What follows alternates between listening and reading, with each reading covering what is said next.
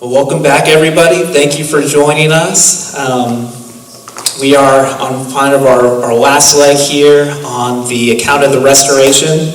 If you remember last week, we went through the book of Ezra, and if we remember, there's three different accounts. So we have the Israelites being exiled to Babylonia, and then this is the story of their return, and we have those three accounts of the restoration of Jerusalem. The first one we went over was the account of Zerubbabel, who rebuilt the temple, had some opposition, but after being encouraged by Haggai and Zechariah and these prophets, they got the morale and rebuilt the temple during the reign of another king named Darius. And about 50 years later, a new Persian king named Artaxerxes will send Ezra, one of the master scribes, to reteach the Torah, reteach the ways and the law of God that were enforced before the exile, and return him to Jerusalem to teach the first wave, and also bring others with him, which will make up the second wave, the new generation of returnees going back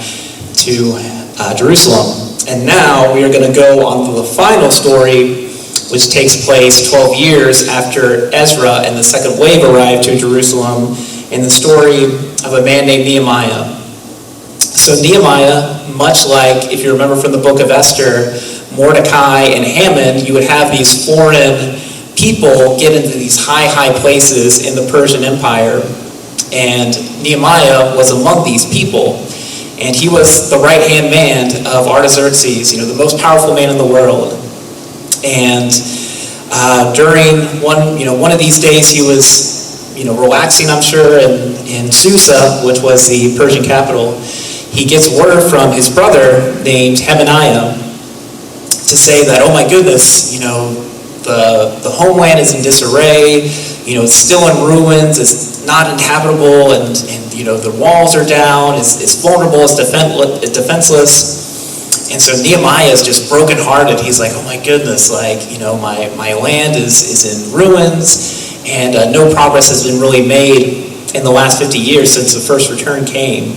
And so he's just sad, and it's not until about 4 months later, so 4 months after this bout of depression, Artaxerxes is finally like, hey, what is making you down, Nehemiah? And so he shares his heart and tells the king that, I heard the news that, my homeland is in ruin, it's in disarray, and if it pleases my Lord, could I go and maybe restore and rebuild, help rebuild that land? And Artaxerxes, of course, being a friend of Nehemiah, is like, of course, go and just let me know what time you're going to return, but I'll let you give you a 12-year term as governor of Judah, so you can oversee the construction of the land. And not only does Nehemiah get, permission to go out here, of course, he gets a nice Persian royal escort for the long 4-month trek. He gets to get wood from the royal treasury and stone and all just, supplies to help rebuild for not only the walls and the gates, but also his own house that he's going to stay at while he's down there. So he just gets all these supplies and travels and goes. But word from the local governors who are surrounding Yehud or Jerusalem, the Jews' territory that they've been given, get really, they're getting jealous because they remember Jerusalem was kind of like the main, the crown jewel, the areas, the heart of the area, and they don't want that restored. They want their own little kingdom to thrive, and so, of course, they begin to mock and discourage Nehemiah, knowing that, look at all this rubble, how are you going to rebuild, this once great city back again? Nehemiah doesn't lose heart. He gets there about 3 days in Jerusalem, and the first thing he does is, because he doesn't want to bring a lot of attention to what he's there to do, he just goes around and, as you can see, just kind of circles around each of this area. Chapter 3 goes into detail of what each gate and each area that he checked through to see, kind of get an idea of what he's working with, how bad are things, what work needs to be there, here. So he does all this assessment, and then the following morning he gathers and assembles the Jewish leaders, and he's just like, hey, let's go, here's the damages, here's what needs to be done, let's do it. We've been given all these supplies by the most powerful man on earth. He's behind it, God's behind it, and he's going to be in on this. So, they see all these supplies, they see the resources, they see that it's being blessed by, this great emperor, Artaxerxes, and they're like, oh man, God's got to be into this. So they're just ready to go, and they see it as a realistic, tangible goal to actually rebuild this ruined city. And so they get encouraged and begin constructing. And you can kind of see in chapter 3, it goes through a big detail of all that was being rebuilt. So you can, not only does Nehemiah say, this family did this, but he really gives them all the credit. Like, this fish gate was built by this person, and, the gates and the doorways was built by, his son over here. And so he goes into really, really meticulous detail, giving full credit to everyone that made the wall building possible. And then towards the end of chapter 3, we hear about these governors that are mocking him. So Sanballat is kind of the main guy that's mentioned, and he is up here in Samaria. So he's a governor of the north, and then his right-hand man is a guy named Tobiah, and he's going to be the leader to the east, Ammon. And these governors are mocking them, and they begin seeing that, oh my goodness, these guys are really making some serious progress. And so now they're kind of conspiring to take these guys out, maybe have some riots or assassinations or attack them while they're not expecting anything, while they're still defenseless and the walls aren't quite up. And so Nehemiah gets wind of this, and he's praying, God help me, protect my people. And he recruits a security force. So now he has a protocol in place where, we have full-time security while the builders are working. Even through the night, there's no houses really in the city, so they're building little tents and working through the night, standing guard to make sure no one, goes and kicks down what they built. And throughout this process, it's just super duper tedious. So you got, one person building up a wall here, while another person's got like a bow and arrow out and a sword, and then the guy gets rest and switch places. Now the other guy's on guard. So it's just this very tedious, stressful work environment that they're having to deal with. And as it's progressing, we get kind of the first crisis that Nehemiah deals with as governor. So they're building, they're making great progress, but during this time, there's kind of this unrelated matter that's happening where the poor Jews are, really poor. They can't afford anything. They already have these really heavy Persian taxes. They can't afford food for everyday rations. And so what do they have to do? They have to sell just any property they have. They have to sell the land that they've been given. They have to sell their fields. They have to sell whatever they can just to get by for the next day. And it's really sad, and it's a heartbreaking situation. And so not only are there in debt to these people, they're in debt to their own Jews. So the wealthier Jews, those who are better off, are keeping these things as collateral until they get paid back. And Nehemiah is like, no, this is not right. You shouldn't enslave your brother with debt. And he says that, I've given out loans to poor Jews, but let me and all you guys just give up everything. Let's just, release our debt and give back to our fellow brothers what belongs to them. So they, forgive all their debts and have kind of like what Jubilee is when, every 7 years where they release their debts. So he kind of has a mandated Jubilee where all debt is erased and everyone's kind of started on equal footing.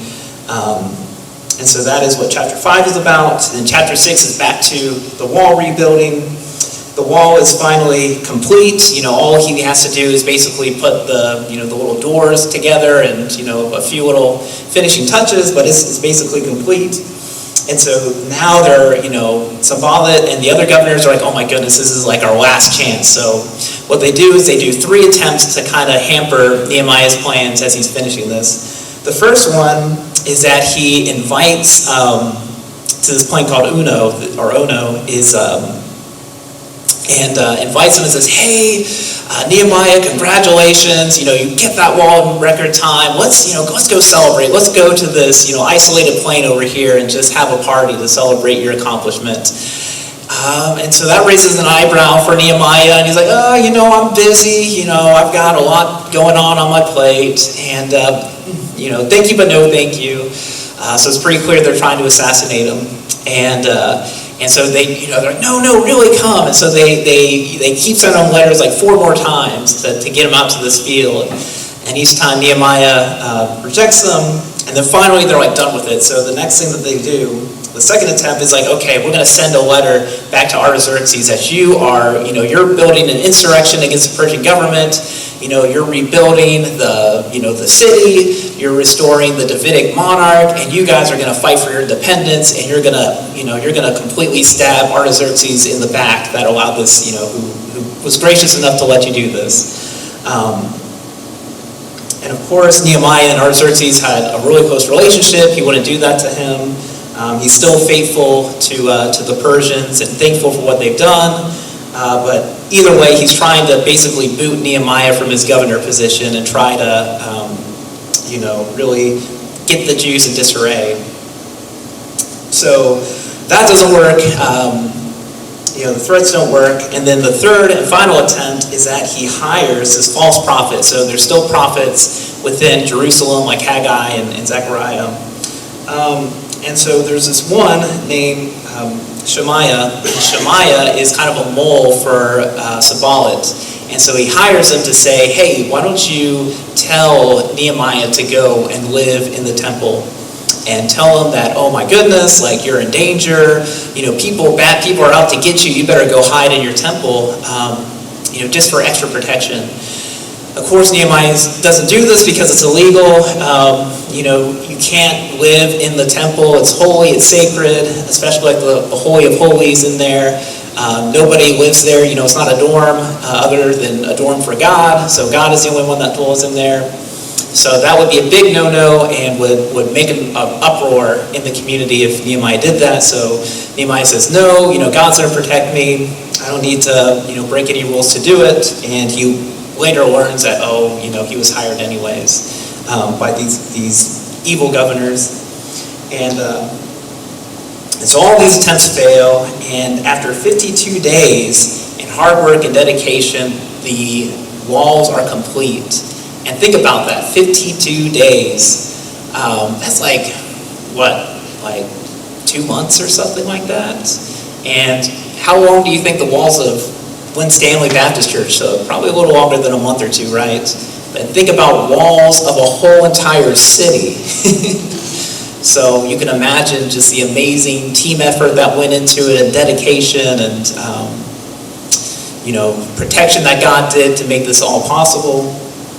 So the outsiders see this, the governors are like, oh my goodness, God must be in it, so, they stop harassing him, for the most part.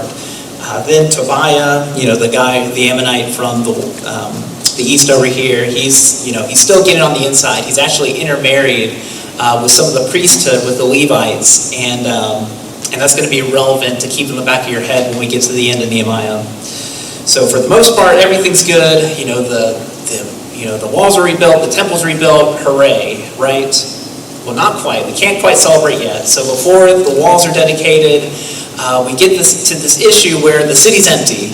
People are mainly living out in the fields and the highlands because it's not habitable. There's no fruit there. There's no way to do agriculture there. It's just a bunch of stones for the most part outside of the temple district. So what they have to do is figure out, okay, how are we going to do housing, rebuild the homes? How are we going to, focus on the inside and make it habitable? So they have to get through this issue. So the first thing that Nehemiah does is once the gates and the walls are all complete, he puts his brother in charge, Hananiah, the one that we met in chapter 1 that warned him about all of this. He's going to be in charge of, keeping the security in check, opening and closing the gates, kind of like the operator, director of operations, and, oversees the security of the city. And then the next order of business is getting people to come back and to house and repopulate. And And that's an issue which is weird because, okay, that's the issue in chapter 7, verse 4, and then it drops. And it's not going to be picked up again until chapter 11. So let me talk about this little side story between 7 and 11. So chapter 7, verse 5 through 72, that's like a side story where Nehemiah assembles and to find the registry of everyone who was from the first wave to see if they check out genealogy-wise. And then he cites Zerubbabel's census that we talked about last time in Ezra chapter 2. So if you read the rest of chapter 7, 5 going forward, and you see Ezra chapter 2, you're going to see the same exact thing. And the reason why that is because remember, these were originally 3 independent accounts. The very first one is an older one, Zerubbabel's original account, but it's being, copied and pasted out in this section because Nehemiah is talking to a whole other audience 50 years later. So he's citing this older document, which, for us, in our view, when everything's all put together, it seems like, oh, they're all the same age. But no, Zerubbabel's account was much older, 50 years older. So he's citing that to another audience 50 years later, but because, in our modern Bibles, we have it all together, so we're thinking, oh, it's all, why are we repeating this again? That's why it's repeated. Because these are different audiences and different documents taking place in different timelines. So the rest of chapter 7 is basically a copy and paste of chapter 2, the document of the first census. Chapters 8 and 10 we already talked about last time when we concluded Ezra's story. That's another account of Ezra's conclusion to his story. So that is what is taking place in Ezra chapter 8 and 10 when he teaches the law and gives a covenant to the people of Jerusalem. And then now we're back at chapter 11. All right, now we're back to the main story. So now we're on track. So chapter 11, we got repopulation that needs to happen. We need housing that need to be happening. So the leaders, they are the first to go in and start resettling and doing construction. And then nobody wants to go to the city. Like, who wants to live in a bunch of rubble? So what they do is they cast lots, which is essentially, you can think of drawing straws. And so whoever draws the short straws, I guess you gotta go live in it. And so they draw straws, they cast lots, and so 1/10 of them are going to have to voluntarily go and rebuild the city and live in it, while the other 9/10 are living the easy life out in the highlands where food and stuff is abundant. And so the 9/10 majority, prays, gives them well wishes, and then the 1/10 will go into the city. All right, so the rest of chapter 11 and the beginning of chapter 12 is a series of legal documents. The first one is going to be a census of all the families and leaders that went into the 1/10 that went back into Jerusalem. So that's the families, that's kind of the population that came. You got 468 Judahites and 928 from Benjamin that come to the city to live, and then 284 Levites that oversee the temple responsibilities. And then the rest of chapter 11 is a list of the geography of where the other 9/10 of the people lived. So, you'll hear all these weird names that you don't know about. So what those are these areas outside of, around Yehud in Jerusalem. So that is what those lands and locations are being named there. And then the very opening of chapter 12, you get a list of the genealogy of the Levitical families all the way from the first wave in Zerubbabel all the way to the today time of Nehemiah. And the real point of the list is just to show that there's genealogical consistency and stability all the way from the first wave all the way to Nehemiah's time. So over the last, long years, they have the same genealogy and purity intact. All right, with that out of the way, now we're back to the dedication. So the walls are complete, the gates are complete, the city's protected, it's repopulated, and now we get to break open the champagne and celebrate. So next is the wall dedication, where the people will celebrate this great accomplishment. They'll have Nehemiah will get the Levitical singers and instrument players from the highlands to go travel and make a kind of a parade that's going to happen throughout the city. The priests are going to come, they're going to purify, they're going to do kind of a ceremony of purifying the people and the gates and the walls. And then there's going to be a huge parade. There's going to be like a Macy's Day parade that's going to kick off. What's going to happen is Ezra is going to lead one half of the parade, and they're going to start in the south, and they're going to go kind of this way towards the temple. And then Nehemiah is going to go north and going to have a parade with people shouting and, go and celebrate on the streets, and he's going to go the opposite direction. So basically each parade is going to cover one half of the city, and then what's going to happen is that they're all going to kind of meet at the temple. And once they meet at the temple, then it's going to be celebration, it's going to be a feast, it's going to be, sacrifices to the Lord, just like the temple dedication.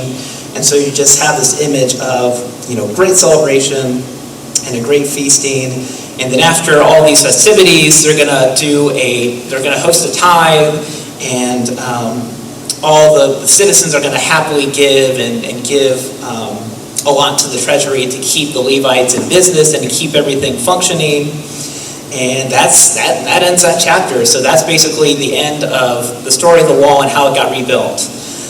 The last chapter, chapter 13, is kind of like an epilogue. So, Nehemiah is 12, he was given a term of 12 years, and this all takes place towards the beginning of his governorship. So, you can think about this being about 12 years later. He returns back to Artaxerxes for reasons he doesn't disclose. All we have is his journal to interpret. But from his journal, he returns to Artaxerxes for an undisclosed amount of time, and then will, assumingly asked to return to be governor once again. So, assumingly his governorship is granted. So he goes back, for who knows, maybe it's been a year, maybe 2 years, who knows how many years, and then comes back to Jerusalem and is reinstated as governor. But a lot of things have gone downhill since he's been gone. They've been a little relaxed over at back in Jerusalem. And so this is a story of three kind of issues that he's going to face as he's returning back to Jerusalem to restore order. The first one is overlapping with Ezra 8, chapter 8. So this is, Ezra's account has more details on this, and you can read it in Nehemiah's chapter 8 and 10 about this whole story of hearing the word for the first time and people repenting after they're learning all kinds of new stuff. And so among them, Nehemiah is hearing all this new stuff. And so he's hearing this stuff about, outside tribes like the Ammonites and the Moabites being banned from joining the Israelite tribe back in, Moses' time. And he's like, yeah, that sounds right. Let's kick out all the foreigners that are there. And so everyone agrees, but as he's going through the streets, as he's walking, taking his daily walks out, he's like, hey, that's, that is not the Hebrew that I hear. He's seeing all these kind of foreign moms and these kids that are speaking, Moabite or Ammonite language or Philistine language, and it's like, this doesn't quite add up. And so he just goes on a spree, a crackdown. He goes and he flogs, any of these guys who are intermarrying. He tears their hair out, which, if you remember, back in King David, when his messengers came to the Ammonite king, and they shaved his beard and put him back in disgrace. This is kind of the same thing. It just symbolizes disgrace when you take out someone's hair. So he is being really serious with these punishments, and basically says, there's a zero tolerance policy. Remember the sins of Solomon. Solomon compromised. He got a little too, cozy with these foreign ladies and foreign people, and wanted to compromise the faith and the ways of Yahweh. And we're not making that same mistake again. So he's cracking down on intermarriage. And speaking on cracking down on intermarriage, so he goes back to the temple. And if you remember Tobiah, so that's one of the governors that was one of his rivals, he is living in the temple because it turned out that one of his relatives became intermarried with the priesthood, and now the high priest there is part Ammonite. And so they allowed, their dad or their, uncle or was the relative, to come in and live in the temple. So if you remember, Nehemiah was not allowed to live and, desecrate the temple. Think about a foreign enemy Ammonite living in this temple. That's not going to go very well. So, that's a huge outreach. Nehemiah is not at all happy with this. He basically boots Tobiah out, like, how dare you live at the temple, and gets all this junk out, kicks it out to the curb, and now he has to go and purify everything. They got to do kind of a mass purity cleanup, restore all the furnishings of the temple back to the way it was, and make sure it's not a dormitory for a heathen governor again. So after that is addressed, we get the story of tithing. So another thing that he observes is that the Jewish leaders are getting really lax on tithing. So remember, at the very end of the wall being complete, everyone's tithing, everyone's contributing, everyone's doing their part. They're keeping the sacrifices, they're keeping the rituals going, the flames, the wood burning. But that's relaxed. After the years that he's been gone, it's been really laxed. And he's like, and not only that, but the Levites that were supposed to do temple duty are out in the highlands because they can't afford, they don't have food, they don't have supplies, they can't do what their function is. And he's like, what are you guys doing? Go back, go get them. Get those Levites back and pay them again. And get the sacrifices, like, let's, chop, let's get this back into order. And so Nehemiah does that. The Levites are now moving from the highlands. They're back in downtown Jerusalem, back at the temple. And now keeping up the tithe, and he hires Shelemiah, just this priest, to be in charge of the treasury, and he's going to make sure things are back in order. Treasuries are being filled on a routine basis. Lastly, the last observation he makes is the Sabbath. So remember, the Sabbath in Deuteronomy is to keep it holy. You can't do work, you can't do anything. But once again, the Jews are getting a little lax when it comes to trading and bringing in things at the gate during Saturdays. And so, again, he admonishes the leaders, telling them to allow this. And so he orders that the gates be shut. So right on Friday night, they're shut. They're sealed tight until Sunday morning, because remember, Saturday is the Sabbath. And so one day, as this is being enforced, he's kind of going to the city walls at night, and he notices these merchants spending the night waiting for commerce to happen. I guess they want to be first in line for business on Saturday morning. Nehemiah is not happy about this, so he goes and he shoos the people away, threatens to beat them up, and says, "Don't come back." And so they learn their lesson, and these merchants know better than to go on a Saturday to the gates of Jerusalem. So he reestablishes the Sabbath, and the book kind of ends with, his prayer and personal request, like, God, remember what I did, remember I did you a solid, I got you back on track with these Jews who are getting really relaxed and not taking your laws very seriously, but please remember, what my administration did, and that kind of wraps up the story of Nehemiah.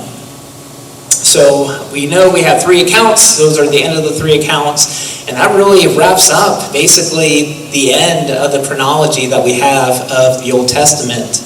And when we meet again next time, what we're going to do is we're going to rewind, and we're going to go back and tackle the last chunk of the Bible that we haven't gone over. So if you remember, the second session we went over a little bit on the Psalms and Proverbs that overlapped with David, King David.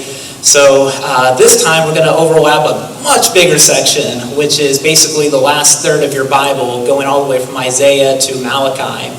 And what those books are the actual writings of the historical prophets that prophesied during the time of 2 Kings. If you remember, we heard the story of Elijah. You guys remember Elijah and Elisha. And then after 2 Kings 13, that's when you get the writings of these other prophets that prophesy all the way from the early I forgot the first king that's mentioned, but I think Uzziah, around that period of time, all the way past the kingdom, all the way to Zechariah and Haggai to the time of Zerubbabel, and then Malachi, who actually, I believe he prophesies after the time of Ezra and Nehemiah. So that is going to wrap us up in the Old Testament, and then after that we're going to not just dive into the Gospels, we are going to learn about the Maccabean Revolt and the intertestamental period and what happened during the 400 years between Nehemiah and Jesus. So stay tuned and hope you can join us. Be excited. But I'll see y'all next week when we go over the Old Testament prophets. Thanks for joining us.